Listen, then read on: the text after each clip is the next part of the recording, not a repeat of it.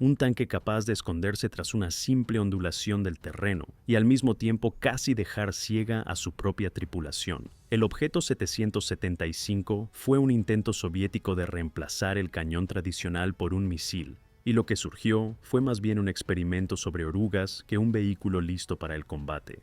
Dos personas encerradas en una cápsula giratoria, un conductor sujeto a un asiento que debía rotar junto con la torre, y un sistema de armas que prometía alcanzar objetivos a más de 4 kilómetros de distancia. Pero solo si no había polvo, interferencias, temblores o un mal ángulo.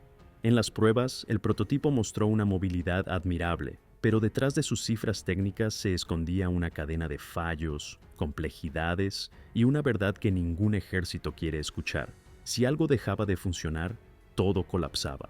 ¿Por qué este proyecto no se convirtió en el arma del futuro, sino en una anécdota técnica casi absurda? Lo más impactante llega al final, cuando un detalle que parecía insignificante destruye por completo este supuesto milagro de la ingeniería. En los años 60, cuando se pensaba que las guerras del futuro se decidirían más por el átomo que por el acero, los ingenieros soviéticos intentaron algo tan innovador como completamente impráctico: construir un tanque de combate sin cañón convencional.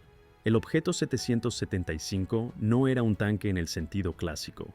Era un concepto, un experimento rodante, una apuesta tecnológica por reemplazar el armamento tradicional con misiles guiados. Y toda su estructura lo dejaba claro. La torre del tanque no era solo el lugar donde se instalaba el arma, sino también el espacio principal de toda la tripulación. Dos hombres, el conductor y el operador, estaban encerrados en una cápsula blindada giratoria que rotaba junto con la torre. Mientras en un tanque normal el conductor se ubica en el chasis y el artillero junto al comandante en la torre, aquí todo se había unificado en un único volumen giratorio. Parecía una escena de ciencia ficción, pero la realidad era mucho menos glamorosa. Debido a que toda la cápsula giraba, surgió un problema fundamental para el conductor: ¿cómo manejar el vehículo si el frente cambia constantemente con cada movimiento de la torre? Los ingenieros propusieron una solución increíblemente compleja: un sistema giroscópico destinado a mantener el asiento del conductor y sus controles siempre orientados hacia el frente del vehículo, sin importar la rotación de la torre. En teoría, esto debía permitir una conducción fluida. En la práctica, resultaba extremadamente sensible a errores y necesitaba una calibración perfecta. Un leve fallo, y el conductor perdía la orientación de inmediato, dado que toda la tripulación estaba ubicada en la torre. El interior del chasis tuvo que rediseñarse por completo. En la parte frontal se instaló un sistema de carga automática que transportaba los misiles desde los compartimentos hasta el lanzador. El tanque debía llevar decenas de proyectiles, tanto guiados como no guiados, que eran movilizados por un brazo mecánico. Cuanto más automatización, más posibilidades de fallo. Un sensor mal calibrado o un actuador bloqueado podía detener todo el sistema de fuego. El blindaje de la torre incluía insertos poliméricos diseñados para ofrecer cierta protección contra la radiación, en línea con la lógica de la Guerra Fría, que exigía que los tanques pudieran operar en entornos contaminados. También contaba con sistemas automáticos de extinción de incendios y generadores de humo para ocultar el movimiento o la posición. Todo estaba diseñado para maximizar la supervivencia en condiciones extremas, a costa de eliminar casi por completo la visibilidad. No había ventanas ni ranuras ópticas, solo periscopios y sensores. La tripulación tenía una visión muy limitada del exterior. Si uno de los sensores fallaba o se ensuciaba, la capacidad de orientación desaparecía de inmediato. En un combate real, donde la reacción visual rápida es muchas veces más importante que la potencia de fuego, esta limitación era una desventaja crítica. Así nació una máquina diseñada para condiciones ideales: terrenos planos, buena visibilidad, sistemas funcionando a la perfección. Pero las guerras no se desarrollan en laboratorios. El resultado fue una rareza tecnológica: un vehículo con alma de misil, cerebro giroscópico y cuerpo que trataba de desaparecer, pero a costa de dejar a su propia tripulación casi ciega. Para comprender realmente al objeto 775, hay que imaginar a su tripulación encerrada dentro de una cápsula giratoria, mientras el caos del campo de batalla ruge alrededor. No es una metáfora, así fue exactamente diseñado este vehículo. La torre no era solo una plataforma de tiro, sino también el único espacio de operación para los dos miembros de la tripulación. A la izquierda, el operador y comandante. A la derecha, el conductor. Ambos compartían un habitáculo sellado que rotaba junto con la torre, recubierto por un blindaje con insertos poliméricos, pensado para brindar cierta protección contra entornos contaminados.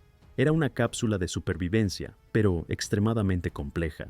Como la cápsula entera giraba, cada movimiento de la torre también alteraba la orientación de los controles del conductor. En un tanque tradicional, el conductor permanece fijo en el chasis. Aquí, el puesto del conductor rotaba junto con la torre. Para evitar que se desorientara, se diseñó un sistema estabilizador que mantenía su panel de control siempre alineado con la dirección del chasis, independientemente de la rotación. Una idea brillante en teoría, pero en la práctica tan delicada que un simple bache podía desconfigurarla por completo. Y los baches no eran la excepción. En este vehículo, la cabina era tan baja que cualquier vibración o inclinación se sentía de forma directa. La visibilidad era escasa, confiando solo en periscopios y pantallas. Su perfil bajo permitía ocultarse con facilidad, pero también lo convertía en un vehículo casi ciego, totalmente dependiente de sensores electrónicos. En la misma cápsula se encontraba el sistema de recarga semiautomático. En lugar de estar cerca del lanzador, la munición se almacenaba en la parte delantera del chasis y era transportada mediante un brazo mecánico. El tanque podía llevar decenas de misiles guiados y no guiados, pero su manejo era extremadamente sensible. Una válvula mal cerrada, un sensor sucio o una articulación mal lubricada podían paralizar todo el proceso de carga. El motor diésel, ubicado en la parte posterior, debía conectarse mecánicamente con la cabina giratoria. Para lograrlo, se utilizaron acoplamientos hidráulicos especialmente diseñados para mantener el flujo de potencia pese a la rotación continua. Este sistema funcionaba siempre y cuando no hubiera polvo, golpes o variaciones térmicas extremas. En caso de fallo, el vehículo perdía movilidad. El blindaje estaba reforzado con materiales poliméricos y disponía de un sistema automático contra incendios y generadores de humo. Todo apuntaba a que el tanque debía operar en entornos extremos. Sin embargo, cada nuevo sistema añadía más puntos de posible fallo, más elementos a revisar, más complejidad. Y mientras todo esto sucedía, solo 2 personas lo controlaban todo. En un espacio cerrado, sin visión directa, bajo presión constante y rotando sobre su propio eje, el operador debía seleccionar blancos, cambiar entre tipos de munición y coordinarse con el conductor, quien a su vez tenía que manejar un vehículo con visibilidad casi nula. Todo lo que en un tanque convencional hacían 4 personas, aquí se reducía a 2. La sobrecarga era evidente. El objeto 775 no era un tanque, era una apuesta. Una máquina que asumía que el campo de batalla sería limpio, ordenado, predecible, manejado por sensores y automatismos. Pero la guerra no sigue reglas, y cuando el entorno se ensucia, cuando se pierde una señal o se rompe un brazo mecánico, no hay cápsula blindada que salve a una idea mal aplicada. El verdadero espectáculo del objeto 775 comenzaba justo donde menos se esperaba, en su arma principal. Aquí no había un cañón tradicional, sino un simple tubo liso de 125 milímetros que servía únicamente como lanzador. Esta decisión técnica, aparentemente menor, definía toda la lógica del diseño. El tanque no disparaba proyectiles convencionales, sino misiles, y eso lo convertía en una criatura completamente distinta. La torre era extremadamente baja, ya que no tenía que absorber el retroceso de un cañón pesado. El lanzador, designado como D-126, podía disparar 2 tipos de munición: misiles guiados antitanque y cohetes no guiados. En teoría, esta dualidad ofrecía versatilidad. En la práctica, combinaba lo peor de ambos mundos. Los misiles guiados requerían condiciones perfectas y precisión quirúrgica, mientras que los cohetes no guiados eran simples, pero mucho menos eficaces en combate real. Los misiles guiados eran el orgullo del proyecto. Una vez disparados, eran dirigidos por el operador mediante un sistema de guía semiautomático. El operador debía mantener el objetivo centrado en su visor, y el sistema corregía la trayectoria del misil en tiempo real. Según los informes, la señal de guiado podía transmitirse por infrarrojos o por radio, pero en ambos casos era extremadamente vulnerable a interferencias. Polvo, humo, lluvia o incluso las vibraciones del propio tanque podían interrumpir el enlace. En condiciones de laboratorio, el sistema era funcional. En el campo de batalla, era una apuesta. Sobre el papel, Las especificaciones eran impresionantes: alcance máximo de hasta 4 kilómetros, velocidad de vuelo de 550 metros por segundo y una capacidad de penetración que variaba entre 250 milímetros en ángulos desfavorables y hasta 500 milímetros en impacto directo, más que suficiente para destruir cualquier blindado contemporáneo. Pero todo eso dependía de que cada componente funcionara con precisión milimétrica. Para las situaciones en las que el misil guiado no era viable, el tanque podía disparar cohetes no guiados. Estos eran útiles contra blancos blandos o cuando no había tiempo para fijar el objetivo, pero su efectividad era limitada. Eran más una solución de emergencia que una herramienta real de combate. Su uso requería cambiar el modo del sistema de disparo, aumentando aún más la carga de trabajo del operador. El proceso de carga se realizaba mediante un sistema semiautomático, operado desde la cápsula. El operador seleccionaba el tipo de munición, activaba la secuencia, y un brazo mecánico se encargaba de llevar el proyectil desde el depósito hasta el lanzador. Este proceso debía ser fluido y rápido, pero bastaba un sensor dañado o una junta mal sellada para detenerlo por completo. Como complemento, la torre estaba equipada con una ametralladora coaxial de 7,62 milímetros. Resultaba irónico: en un vehículo que apostaba todo a la tecnología de vanguardia, el arma más fiable era la más simple. En situaciones reales, esa ametralladora era muchas veces el único sistema defensivo que no fallaba. Pero el gran problema estaba en la visibilidad. La baja silueta del tanque, que teóricamente lo hacía más difícil de detectar, también limitaba el campo visual de la tripulación. Cuanto más bajo estaba, menos veía. Y como todos los sistemas de guía dependían de la línea directa de visión, cualquier obstáculo visual comprometía por completo la capacidad de ataque.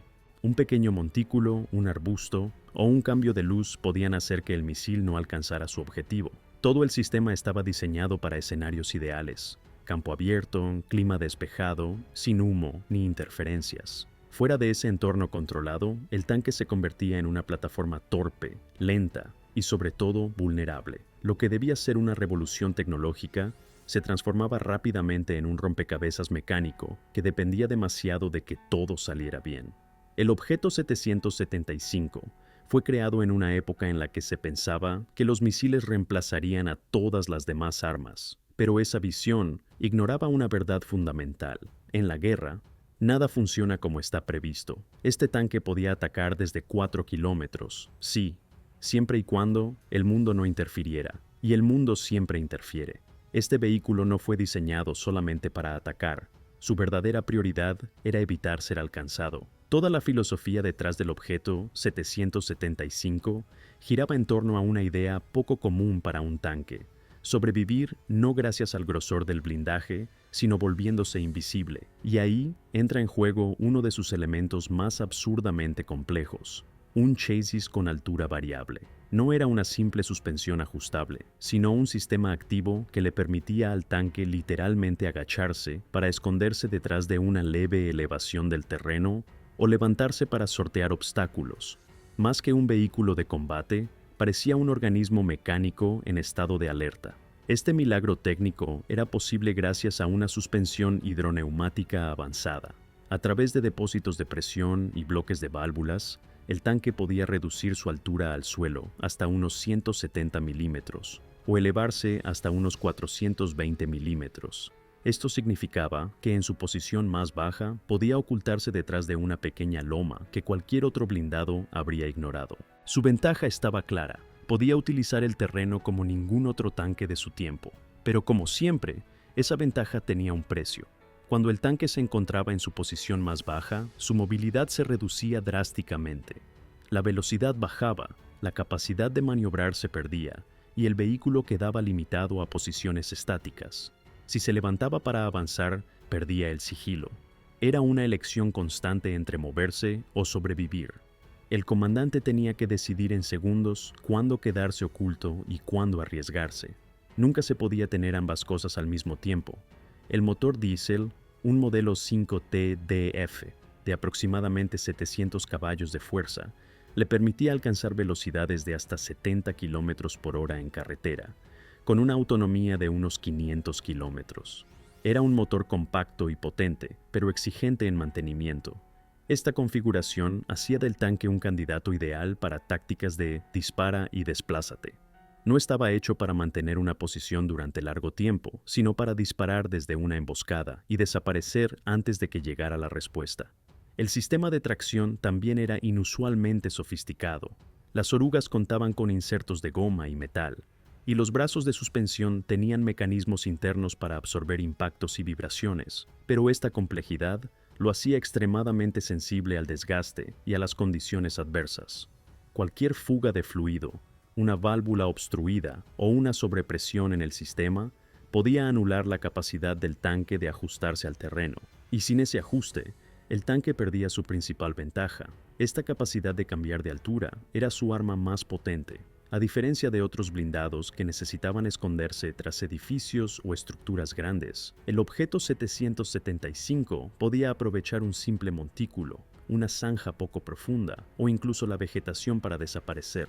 Esto lo convertía en una herramienta ideal para emboscadas, donde el vehículo permanecía agazapado, disparaba y se retiraba antes de ser detectado. Pero había un problema inevitable. Cuanto más bajo se posicionaba el tanque, menos podía ver. Y dado que la tripulación estaba encerrada en una cápsula sin ventanas, dependiendo por completo de sensores y ópticas, el campo de visión era ya de por sí limitado. Para disparar con precisión, el operador necesitaba visibilidad total, lo que implicaba levantar el vehículo. Justo en ese momento, el enemigo podía detectarlo. El éxito del tanque dependía de una sincronización perfecta entre visibilidad, terreno y reacción. Si uno de esos elementos fallaba, todo el sistema se venía abajo. Cuando el campo se llenaba de barro, polvo o confusión, las ventajas desaparecían, dejando solo una estructura rígida, compleja y difícil de controlar. Ahí se revelaba el verdadero fallo del diseño. El objeto 775 suponía que la guerra seguiría reglas previsibles, que el entorno sería favorable, que los sistemas no fallarían y que el enemigo no improvisaría. Pero la guerra real es caótica, sucia y está llena de imprevistos, y una máquina que no puede adaptarse no sobrevive, por más innovadora que sea. Todo prototipo llega al momento en que debe dejar de prometer y empezar a demostrar. Para el objeto 775, ese momento marcó el principio del fin. No fue un solo error lo que selló su destino, sino la acumulación de decenas de fallos menores que, juntos, construyeron una trampa imposible de resolver. Sobre el papel, era una maravilla. 36 toneladas de tecnología compacta, perfil bajo, suspensión ajustable, misiles guiados, automatización avanzada y una movilidad que habría envidiado cualquier tanque ligero. Pero los campos de batalla no leen fichas técnicas. Desde las primeras pruebas, quedó claro que usar un misil como arma principal no era una ventaja en enfrentamientos reales a corta o media distancia, no por falta de potencia, sino por la complejidad del sistema. Guiado, estabilización, transmisión de datos, todo debía funcionar a la perfección, y la guerra no ofrece condiciones perfectas. El más leve obstáculo visual, un fallo en la señal, vibraciones inesperadas. Cualquier cosa podía hacer que el sistema fallara. En lugar de una superarma, el tanque se convertía en un objetivo inmóvil y vulnerable. Otro problema fue la ergonomía interna. Solo 2 personas debían manejar todo. Uno conducía y el otro se encargaba de apuntar, disparar, seleccionar munición, observar el entorno y tomar decisiones tácticas. En tanques convencionales, esas tareas se distribuyen entre 4 miembros de la tripulación. Aquí, la carga mental y física era insostenible. En combate, donde los segundos cuentan, tener que buscar el botón correcto en una consola giratoria mientras se vibra y se pierde visibilidad no es solo ineficiente, es peligroso. Y como si eso no fuera suficiente, la fiabilidad electrónica brillaba por su ausencia. Los sistemas de guiado de los años 60 estaban en pañales. Un poco de polvo, humedad o variación térmica bastaba para desconfigurarlos. Si el enlace entre el operador y el misil fallaba, todo el disparo se perdía. No había sistema de respaldo, no había plan B. Y sin misiles funcionales, el tanque era simplemente una caja metálica con ruedas. La complejidad técnica también se traducía en una pesadilla logística. Suspensión hidroneumática, recarga automatizada, motor especializado, torre giratoria con tripulación integrada. Cada componente requería herramientas especiales, repuestos específicos y técnicos entrenados. Era imposible imaginar una producción en masa. El objeto 775 era un lujo técnico, una pieza única que no se podía mantener en condiciones reales de combate sin recursos desproporcionados. Al mismo tiempo, las prioridades estratégicas de las Fuerzas Armadas comenzaron a cambiar. El ejército necesitaba vehículos robustos, simples, que pudieran fabricarse y repararse rápidamente. Proyectos como este comenzaron a verse como reliquias de una visión exageradamente futurista. Las pruebas fueron interrumpidas, el desarrollo cancelado y los documentos archivados. Oficialmente se dijo que la investigación había cumplido su propósito. Extraoficialmente, todos sabían la verdad. Este tanque nunca tuvo una oportunidad real. Y ahí radica su paradoja. El objeto 775 no fue simplemente un experimento fallido, fue una advertencia. Un ejemplo claro de lo que ocurre cuando se combinan demasiadas buenas ideas sin considerar el contexto donde deben aplicarse. Cuando la guerra es tratada como una ecuación perfecta, el primer error rompe todo el sistema. Este tanque no era un avance, era un espejismo mecánico, una promesa de futuro que no entendía el presente, un vehículo que se convenció a sí mismo de ser invencible, pero que nunca logró convencer a la realidad.